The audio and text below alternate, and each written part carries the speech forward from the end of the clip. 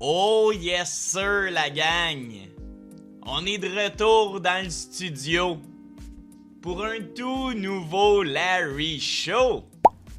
Comment ça va la gang? Comment ça va aujourd'hui? J'espère que vous allez bien. J'espère que vous passez un beau début de semaine. Let's go! Ça fait du bien d'être de retour dans le studio. Un épisode normal, ça a été une très grosse dernière semaine. Le dernier podcast m'a tiré beaucoup de jus. J'étais également à Golden Opportunity samedi dernier avec Tony Tailgate et Johnny Play. Ça a été toute qu'une semaine, toute qu'une fin de semaine. On s'est couché tard. Ma voix vient juste de revenir. Yann Pike m'a fait perdre ma voix et m'a fait acheter de sa merch, le petit Chris. Écoutez, ça a été une semaine de fou. On a fait des TikTok prédictions, Johnny et moi, et pour vrai, la majorité des lutteurs ont répondu. C'était malade. C'était malade l'engouement dans la dernière semaine. C'était malade ce qu'on a vécu sur le Larry Show. Et je remercie tout le monde d'être là. Show après show. Vous êtes sur votre Larry Show, ça je me force de vous le dire. Et merci à tout le monde qui like, qui commente, qui s'abonne. Merci infiniment de faire partie de la grande famille du Larry Show. Épisode relax la gang. Je suis en train de faire mon intro puis j'ai déjà plus de souffle. Fait qu'on va prendre ça relax aujourd'hui. Très beau show en vue la gang, je vous explique ça. Comme vous le savez, samedi dernier avait lieu Golden Opportunity 16 et j'y étais. J'ai envie qu'on se fasse un petit retour de 10-15 minutes. Retour sur Golden Opportunity 16. Est-ce qu'on a trouvé le show de l'année au Québec? Est-ce qu'on a trouvé le match de l'année également? J'ai des choses à dire. C'était mon premier Golden Opportunity. Et pour vrai, chapeau à la NSPW pour une soirée, pour vrai, sans faille. Un 8-11, littéralement, qui a été all gas, no breaks pendant 3 heures de temps. Bravo à la NSPW pour Golden Opportunity. On en parle aujourd'hui dans le Larry Show. Donc, c'est votre chance. Si vous n'étiez pas là à Golden Opportunity, je vais vous nommer rapidement les gagnants. Les storylines qui ont avancé, qui se sont terminées, qui se sont ouverts aussi. Il s'en est passé des choses, oui, au pavillon Guy Lafleur samedi dernier. On y revient aujourd'hui. Je veux aussi qu'on parle de CM Punk. On retourne tranquillement du côté de la WWE. On transitionne tranquillement du côté de la WWE. Je veux vous parler de CM Punk, toute la saga qu'on a eue dans la dernière semaine du côté de CM Punk. Les nouvelles nous disaient autant qu'un retour à la AEW était possible et littéralement 20 minutes après, il y a une nouvelle qui venait démentir la nouvelle de 20 minutes avant. C'était littéralement un train qui n'arrêtait pas de rouler concernant CM Punk. Le net s'est enflammé. Et là, on dirait que la situation de CM Punk s'est un petit peu calmée, donc je suis content aujourd'hui de prendre du recul un peu et je vais analyser tout ce qui s'est passé dans la dernière semaine du côté de CM Punk. Des rumeurs à gauche, à droite, pour de vrai, faut qu'on parle de la saga CM Punk aujourd'hui. Qu'est-ce qui se passe avec lui? Je veux qu'on parle également du futur d'Obafemi. Là, j'ai lu des nouvelles concernant un programme double. Peut-être pour Obafemi à SummerSlam, on en parle aujourd'hui dans votre Larry Show. On fait également un gros tour d'horizon de l'infirmerie qui est pleine. Non seulement du côté de la E, mais également à la AEW. L'infirmerie déborde. Et non seulement ça déborde, mais c'est des gros noms. Des top stars sont blessés. On en parle rapidement aujourd'hui. Et on fait un beau retour sur qu'est-ce qui s'est passé dans la dernière semaine concernant le King of the Ring. Ce tournoi-là qui va se terminer à Night of Champions. Dans 1 ou 2 semaines, ça s'en vient, Night of Champions. Manquez pas mes prédictions pour Night of Champions. Manquez pas mon live mon Larry Show en direct, mon gros watch party en direct pour Night of Champions. C'est certain qu'on va être en live. Comme à chaque PLE de la WWE, je suis en live, donc abonnez-vous pour pas manquer les prochains Larry Show. Donc rapidement, je vous donne les résultats du King of the Ring des demi-finales qui avaient lieu cette semaine. Et finalement, on a un petit peu de nouvelles de la John Cena Classic. Cette fameuse classique-là que John Cena nous a dévoilée à Backlash Tampa Bay en mai dernier. Ben hâte de voir ça. Ben hâte de voir ça, cette John Cena Classic-là. Mais là, John Cena a fait une entrevue et a donné des détails sur cette John Cena Classic-là. Donc la gang, on part ça pour un citronnelle de beau Larry Show. Retour sur Golden Opportunity Size, les nouvelles de la semaine, la gang. Allez vous chercher un café, une liqueur, un verre d'eau, on part ça. La gang, mettez-vous bien relax. Alors qu'on retourne samedi 13 juin dernier, c'était Golden Opportunity Size. Et j'ai eu la chance d'y aller, comme je vous disais, avec une belle gang de joyeux lurons. Notamment mes deux grands chums, Tony Tailgate et Johnny Play. On a passé une soirée plus que parfaite. On est allé au pub avant NSPW Golden Opportunity et après ça, on s'est rendu à pied au pavillon Guy Lafleur. Tout était parfait. Tout était parfait. L'entrée s'est passée comme un charme. L'ambiance à l'extérieur du pavillon Guy Lafleur était insane. L'ambiance à l'intérieur était encore plus survoltée. Tout s'est bien passé. C'était A1. Autant cave que ça peut être, mais il n'y avait pas d'attente si tu voulais aller t'acheter une bouteille d'eau. Tout roulait. C'était rodé au quart de tour. Tu voulais un chandail de Michel Plante, en 30 secondes tu l'avais, puis en plus de ça, tu faisais un selfie avec lui. C'est comme, tout était rodé au quart de tour, et pour une première expérience dans un, je vais juste dire un lieu NSPW, chapeau. Chapeau, et j'ai été juste agréablement surpris tout au long de ma soirée. On est arrivé vers 7h15. Et le pré-show commençait à 7h30, fait que c'était littéralement parfait. On s'est assis, ben canté. Et là, je me sentais comme un journaliste. Là. J'étais quasiment à la galerie de presse, avec mon notepad, avec mes petites notes, pour noter chacun des combats. Je me sentais pour vrai là, dans la zone. Dans la zone. On a pris une couple de photos. Et ça a commencé avec la batteur royale de l'avant-show Red Bridge. Une bonne petite batteur royale. Pour de vrai, tout le monde a bien paru.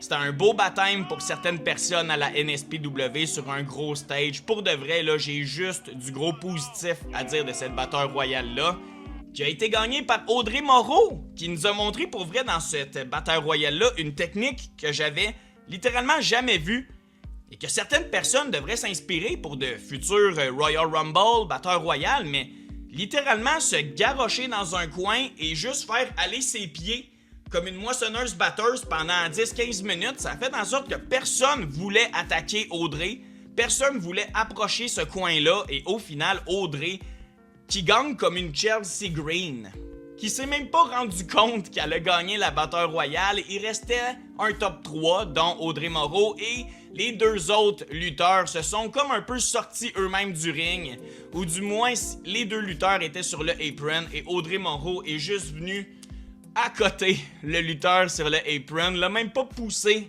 mais ça a été assez pour que celui-ci perde pied et tombe du ring. Audrey Moreau, gagnante de la batteur royale 2026 de NSPW Golden Opportunity. C'était bon.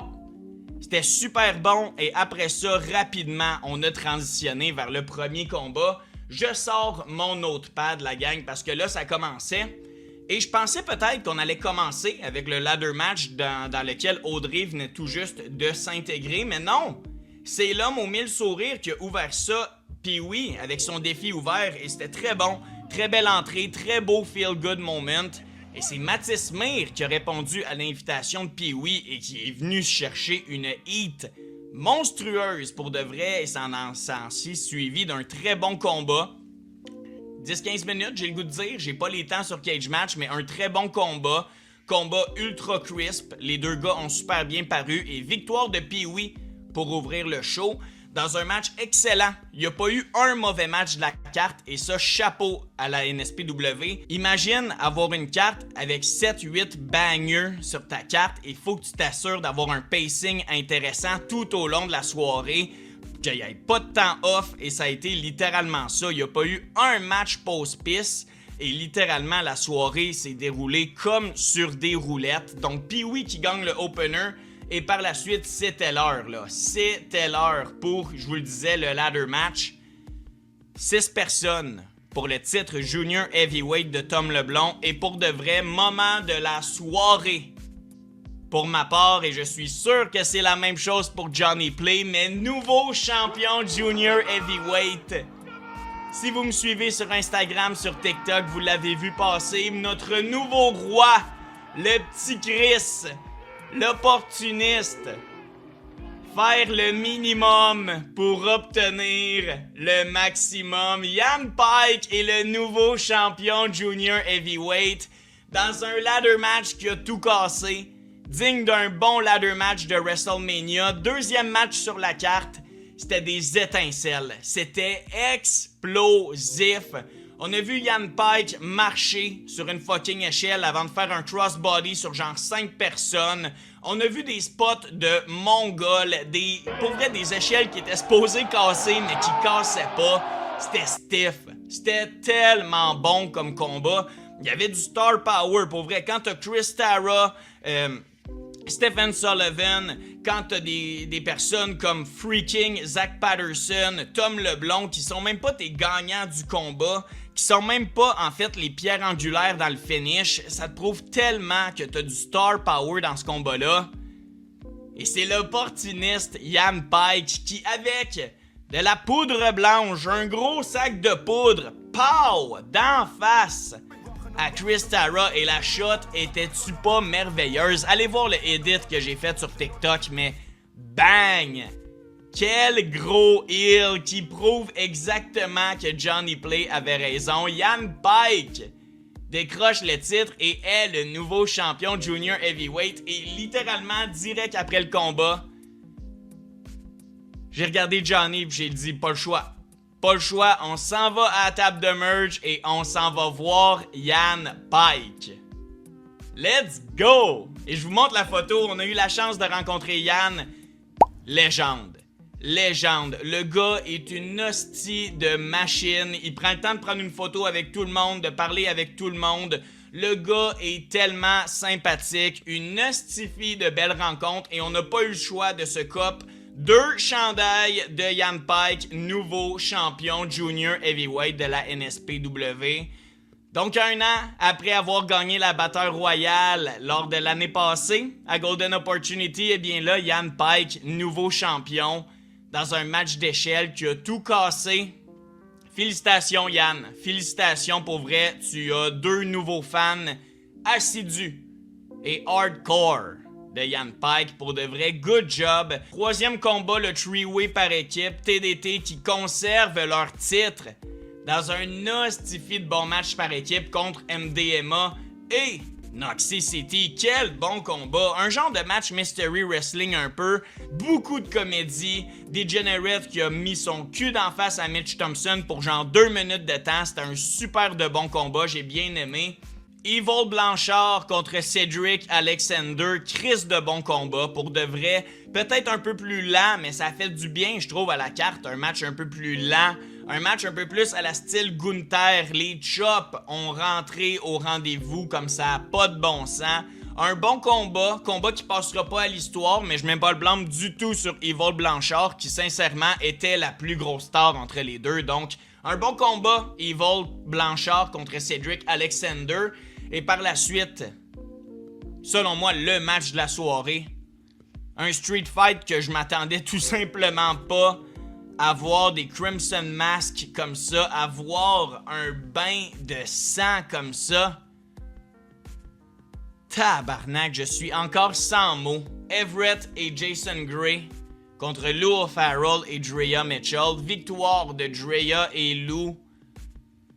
dans ce qui est, selon moi, le match de l'année au Québec actuellement, là. Ce match-là m'a fait ressentir des émotions que je pensais pas pouvoir vivre dans un show de lutte au Québec. Ce match-là était tellement unique. Ce match-là, pour vrai, j'avais l'impression que les 4 lutteurs, la gang, s'en allaient à la retraite, câlisse. Ça a aucun sens mettre ton corps dans de telles situations. La gang, on a vu des punaises. C'était légendaire. Sincèrement, là, barbelé style de match, là, c'était incroyable. Tout le monde était ouvert. Tout le monde saignait. Incroyable. Pour de vrai, là, allez voir ce combat-là. Ça vaut la peine juste pour juste ce combat-là. Abonnez-vous à IWTV. Allez voir Golden Opportunity Size. Il est disponible. Pour vrai, c'est mon match de la soirée. C'est mon match de la soirée, le Street Fight, sans l'ombre d'un doute. Ça a tout cassé. Ça a tout cassé. Et après ça, on est allé avec un match purement québécois. Marco Estrada contre Benjamin Toll. Un match textbook. Textbook où t'as pas besoin de raconter la meilleure des histoires parce que les deux gars sont connus partout. Et on la connaît, l'histoire. On la connaît. Et Benjamin Toll, meilleur heel de la business. Je m'en calisse. Je m'en calisse contre un Marco Estrada qui a eu le pop de la soirée avec Levin on the Prayer. Pour de vrai, ce match-là, moins bon in-ring que ce qu'on a vu juste avant ou ce qu'on va voir juste après. Mais sincèrement, dans le côté aura, dans le côté, t'as pas le choix de regarder ce combat-là de A à Z vu que les gars te content une histoire et parlent à la foule tellement plus que les autres combats. Ce match-là était différent. Ce match-là est difficile à commenter et difficile à vraiment qualifier. Mais je trouve que c'est un excellent combat où comment tu dis ça, où la mentalité des deux hommes était pas de se crisser une volée absolument, mais peut-être plus de dominer le ring et peut-être d'être maître de la NSPW, je sais pas. L'histoire était très bonne, l'histoire était excellente. Victoire de Marco Estrada sur un gros criff de pop et sincèrement là, on était prêt à enchaîner vers un autre gros combat. Un autre gros combat qui, selon tout le monde, selon plusieurs, selon la majorité, on parle d'un candidat ou peut-être même du match de l'année au Québec. Pour le titre international de la TNA, Mustafa Ali contre Dylan Donovan. 5 étoiles, that's for sure. Les mots, sincèrement, me manquent pour décrire ce combat-là, mais ce match-là transgressait la lutte. Ce match-là transgressait la lutte. Ce match-là, on était tous derrière Double D, non seulement le lutteur, mais également l'être humain. Un match personnel. Un match qui voulait dire tellement.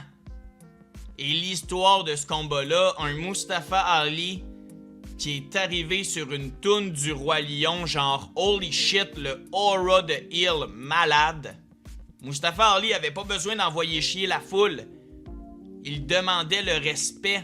Il pétait plus haut que le trou. J'ai adoré Mustafa Ali.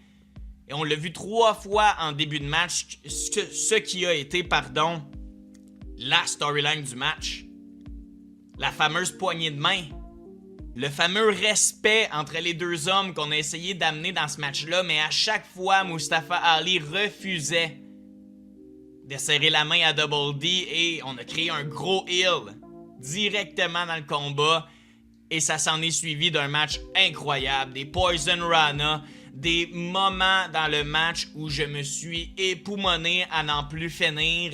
Des moments où on croyait que Double D s'en allait à la TNA et était notre nouveau champion international. Ce combat-là, qui selon moi est le combat, j'ai pas les temps malheureusement, mais selon moi c'était le match le plus long de la carte. Peut-être autre que le main event, là, mais un hostie de longue guerre qui ne finissait plus.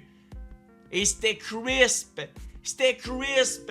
Les gars, ils ont fait des moves à la Will Ospreay / Seth Rollins-esque.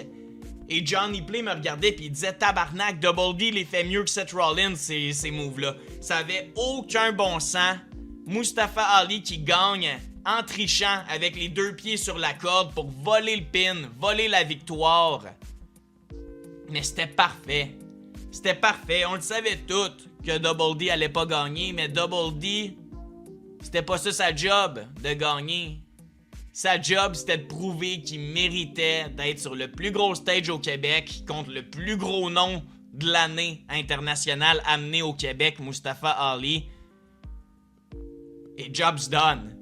Job's done. Ovation debout pour Double D après sa défaite. Je me suis levé.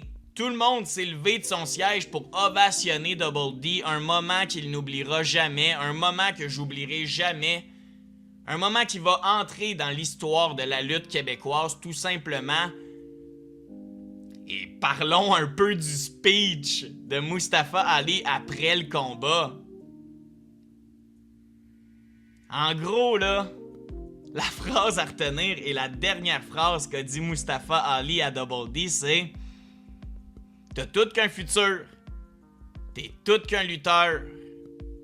Laisse-moi lâcher un petit texto à TNA puis on va voir ce qu'on peut faire. » Et Mustafa Ali s'en va après ça. Holy shit! Wow! Wow! Wow! J'avais des frissons. J'avais des frissons, pour de vrai, tellement content pour Double D qui le mérite.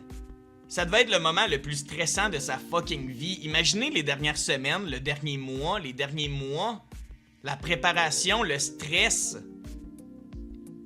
C'est juste fou raide. Le travail va toujours récompenser la gang. Quel bon match! Écrivez-moi si vous trouvez que Mustafa Ali contre Double D est le match de l'année au Québec. Je veux vous lire. Je veux vous lire sincèrement, mais j'ai mieux aimé le Street Fight un peu parce que je m'attendais pas à ça pantoute d'une fédération au Québec. Autant de punaises, autant de sang. Les visages étaient plus couleur peau, les visages étaient rouges, couverts de sang. Le Street Fight était incroyable, mais purement in-ring. Mustafa contre Double D, on parle fort probablement du match de l'année au Québec. Et main event, 2003 personnes au pavillon Guy Lafleur, prêtes pour voir Michel Plante contre Matt Falco et Claude Meloune. Et l'histoire du match était vraiment là, nous amener un match absolute cinéma.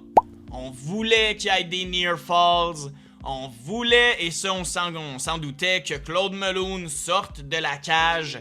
Et ça a été très bien fait. Dans les moments critiques du combat, l'arbitre se fait bumper tout proche de la cage à Claude Meloune, et Claude Meloune va juste tirer le bras pour venir prendre les clés de l'arbitre dans ses poches et se libérer de la cage pour créer un 2 contre 1. On amène une table, des chaises, excellent moment. Et gros near fall de Michel Plante, un compte de 2 où sincèrement je pensais qu'on avait un nouveau champion, Matt Falco qui domine, mais non. Kick out et finalement super Michel Plante. Sans twist, sans aide, défait. Matt Falco clean. J'étais surpris.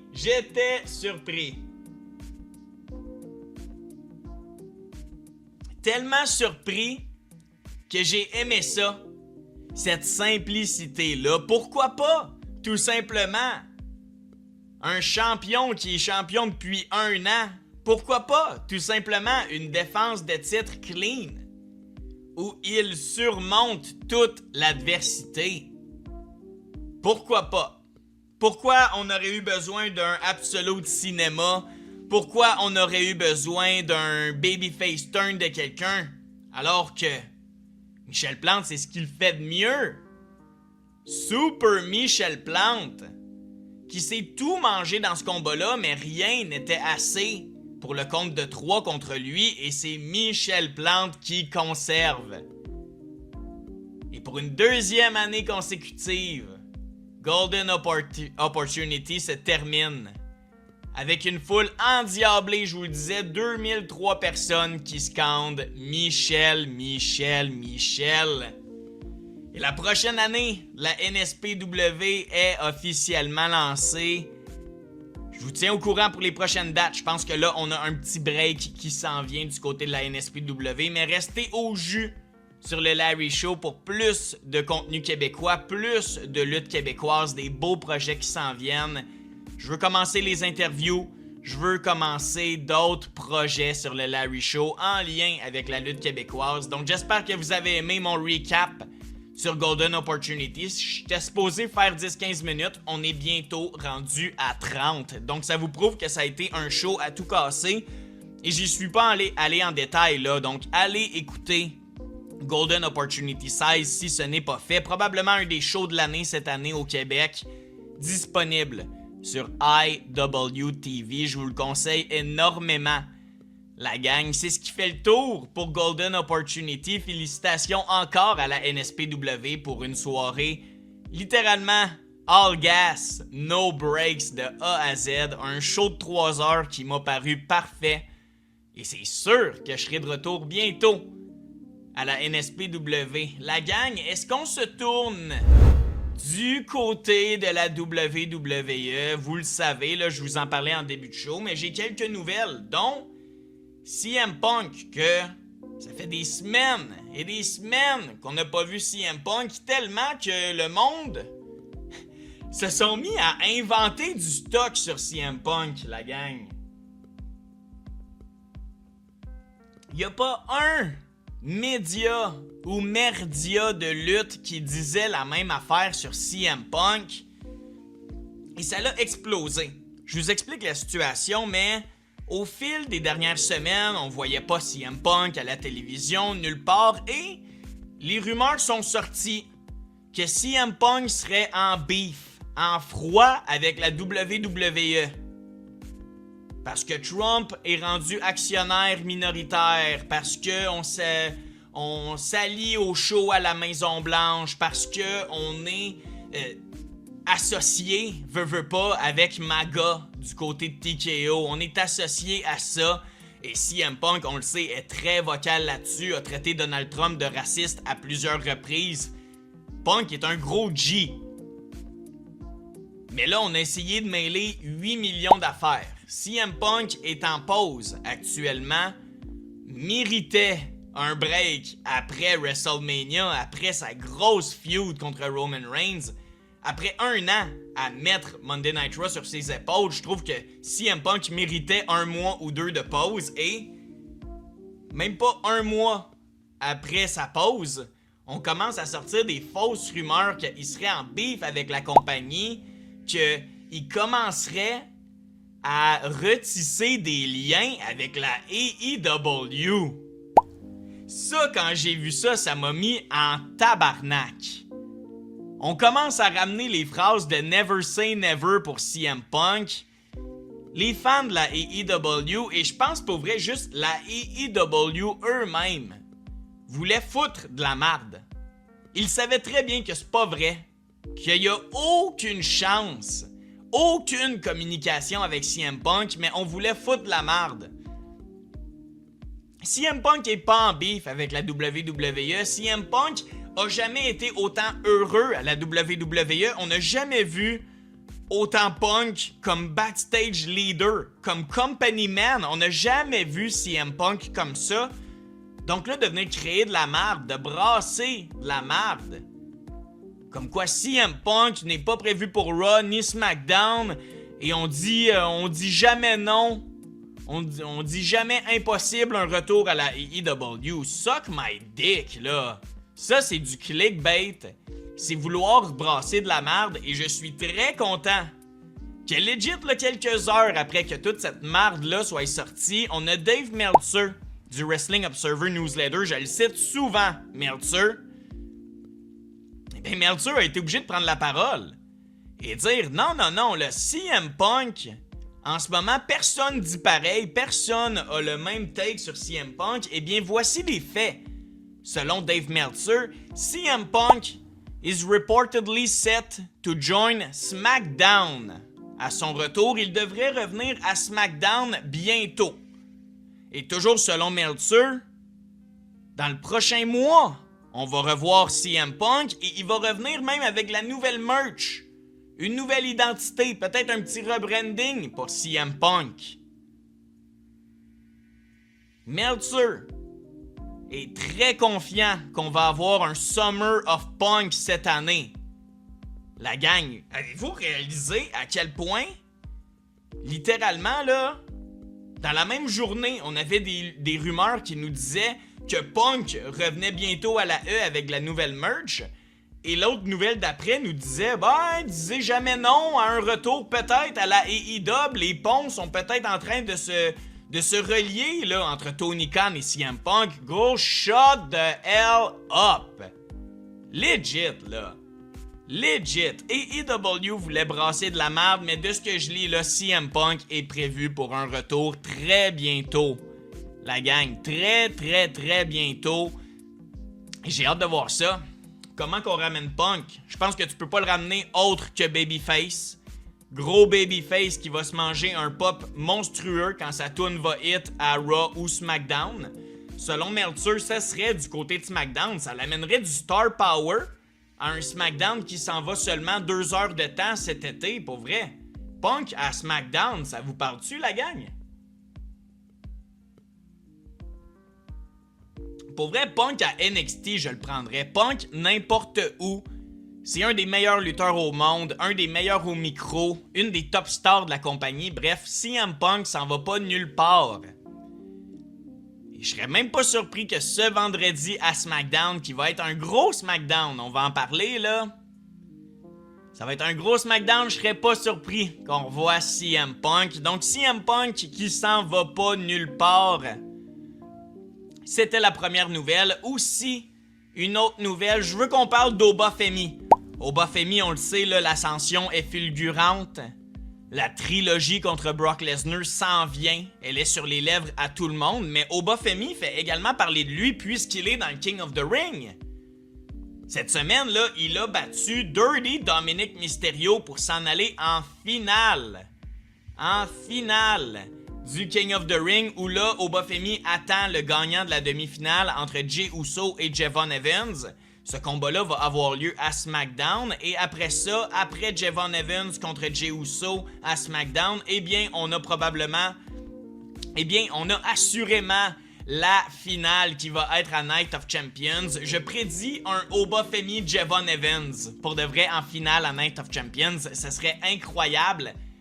Mais les nouvelles sortent du côté de Oba Femi. La première nouvelle serait que, selon les rumeurs, c'est lui qui gagnerait le King of the Ring. Ça, je pense que c'est pour vrai acquis. Je pense qu'on le savait dès que Oba Femi est entré dans le tournoi. On savait qu'il allait se rendre en finale et fort probablement gagner. Mais là, selon les rumeurs, on voudrait donner le King of the Ring à Oba Femi pour lui donner un match de championnat à SummerSlam. On le sait, c'est ce que ça l'offre. Gagner le King of the Ring, tu gagnes un match de championnat à SummerSlam, mais la WWE voudrait peut-être amener un peu de storyline là-dedans et peut-être amener de double booking pour Oba Femi. Et je vous explique la situation et ensuite, je vous explique ce que j'en pense de cette situation-là. Mais Oba Femi serait prévu pour SummerSlam. Il lutterait les 2 soirs de SummerSlam. Là. Ça fait 1 an ou 2 que SummerSlam est sur 2 soirs, comme WrestleMania. Et le plan cette année serait que Oba Femi, soir 1, affronte Brock Lesnar dans la trilogie. On termine l'histoire et peut-être la carrière à Brock Lesnar le soir 1. Et on voudrait que le soir 2, Oba Femi, qui a gagné le King of the Ring, affronte le champion Roman Reigns. On voudrait qu'Oba Femi lutte 2 fois en 2 soirs pour SummerSlam. J'haïs pas l'idée. Parce que Oba Femi doit être hot. Oba Femi doit être vu. Et on peut pas perdre notre temps avec Oba Femi. On peut pas perdre notre temps à lui faire courir après un titre IC, un titre de mid-carder. On peut pas lui donner une première petite rivalité. Il faut le faire commencer fort, il faut lui donner de l'exposure et surtout, ce double booking-là pourrait faire en sorte qu'il perd contre Roman Reigns le soir 2. Je pense que tout est là pour que Oba Femi paraisse tellement bien. Il lutte 2 fois en 2 soirs à SummerSlam. Mais tout ça pour le protéger. Tout ça pour le protéger que le soir 1, il défait Brock, il l'envoie à la retraite, mais le lendemain, c'est juste normal qu'il batte pas Roman, il n'y a plus de jus. Il s'est tué la veille contre Brock Lesnar. Donc, Obafemi pourrait perdre contre Roman à SummerSlam. On continue Roman et son année de champion, son année de aura et du retour de la Bloodline Era montadine. On continue ça avec une victoire de Roman Reigns à SummerSlam, mais Obafemi va avoir gagné le respect de tout le monde. Là, 2 combats en 2 soirs. Le soir 1, tu envoies Brock Lesnar à la retraite et le soir 2, tu passes proche de gagner. Tu passes proche, mais ton combat contre Brock Lesnar t'a tellement mis à terre que t'avais pas assez de gaz dans la canisse pour finir ça le soir 2 contre Roman Reigns. Et ça fait en sorte que là, Obafemi pourrait éventuellement, down the road, réaffronter Roman Reigns, mais là à 100%. Dans le soir 2 de WrestleMania, that's it. That's all. Un seul combat dans ce week-end-là pour Oba. Et là, il pourrait battre, qui sait, Roman down the line. Je sais pas ce que vous en pensez, mais un double booking pour Obafemi à SummerSlam, ça c'est la vision peut-être plus court-moyen terme pour la storyline d'Obafemi. Et on veut qu'Obafemi perde une de ces 2 soirées-là pour nous faire comprendre que c'est à cause de ça. C'est la seule et unique raison pourquoi il a perdu, sinon il est imbattable. Donc, écrivez-moi ce que vous en pensez de cette rumeur-là, de cette nouvelle-là que Obafemi aurait un double booking à SummerSlam, mais personnellement, je serais le premier content. Je serais le premier content. 2 combats d'Obafemi dans la même fin de semaine. 2 entrées d'Obafemi. Et surtout, le push d'une jeune superstar qui, là, enverrait Brock à la retraite. Le soir 2 perd contre Roman Reigns, mais la foule serait tellement en ciboulette. La foule serait en beau fusil. Et la foule aurait le même thinking que Obafemi. J'ai passé proche de battre Roman et si j'étais à 100%, je l'aurais fait. J'aurais battu Roman Reigns pour devenir champion poids lourd.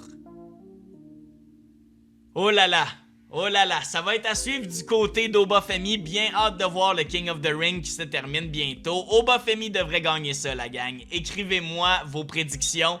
Écrivez-moi si vous aimez le plan que je viens de vous dire pour Obafemi également. Je vous parlais, la gang, qu'en début de show, on a beaucoup de blessés. Dans la dernière semaine, ça a tombé comme des petites mouches montadines. Sacrifice, Rhea Ripley s'est annoncée du côté de SmackDown. Elle va devoir prendre un peu de temps off. Elle va devoir soigner une blessure. Du côté de la AEW, MJF, blessé au genou, il affrontait Rush et il s'est pogné un cannonball qui littéralement, j'ai dû regarder la reprise 7-8 fois pour comprendre que, ok, c'est le genou de MJF qui se ramasse écrasé par tout le poids de Rush. C'est dégueulasse. Pour vrai, la scène est terrifiante. J'espère que MJF ne manquera pas d'action, ne manquera pas trop de temps, parce que ton champion qui est blessé, ça fait vraiment mal pour vrai. Une autre blessure du côté de la WWE, eh bien, ça a sorti là, que Jacob Fatu aurait lutté à Clash in Italy, mais blessé. Jacob Fatu est blessé et c'est peut-être pour ça là, que dans les dernières semaines, on le mettait plus sur le backseat.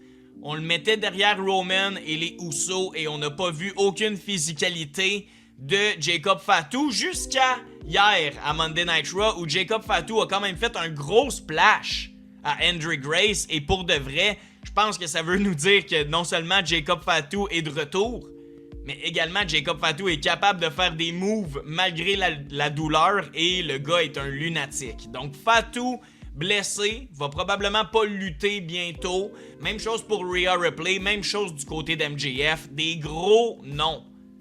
La gang. Et j'ai envie qu'on termine notre Larry Show d'aujourd'hui avec une dernière nouvelle. Je vous en parlais là, mais la John Cena Classic. On a des nouvelles.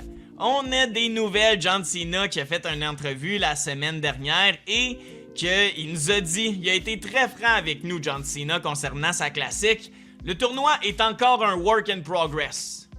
Il n'y a rien de finalisé, on a encore plein de détails à peaufiner pour le tournoi.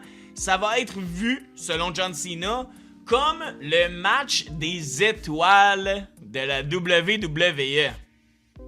I love it! Pour moi, un match des étoiles, là, c'est ta plus grosse star de SmackDown contre ta plus grosse star de Raw, contre ta plus grosse star de NXT. Pour moi, là, c'est les Survivor Series quand que NXT était là. Pour moi, là, un match des étoiles, c'est un peu comme on a vu au Saturday Night's Main Event il y a une couple de mois, là, Obafemi contre Cody Rhodes. Deux gars qui n'ont pas d'histoire, mais que tu sais que ça va faire un dream match, un banger match, et j'ai l'impression qu'on s'en va vers ça, là. Il nous dit également, on peut avoir des singles matchs, un contre un, on peut avoir des matchs tag team, donc des équipes du main roster contre des jeunes équipes de NXT. Ça pourrait nous donner des dream matchs également. Il y a quelque chose à faire. Il y a quelque chose à faire juste côté in-ring avec le John Cena classique, mais c'est tout le reste. C'est décousu. On sait même pas si ça va être des matchs par équipe ou si ça va être des singles matchs. Les deux sont possibles. Des poules, ça pourrait être possible. Ou sinon, peut-être qu'on va faire comme le King of the Ring puis ça va être comme un vrai bracket, là. Je sais pas. Il y a rien de sûr.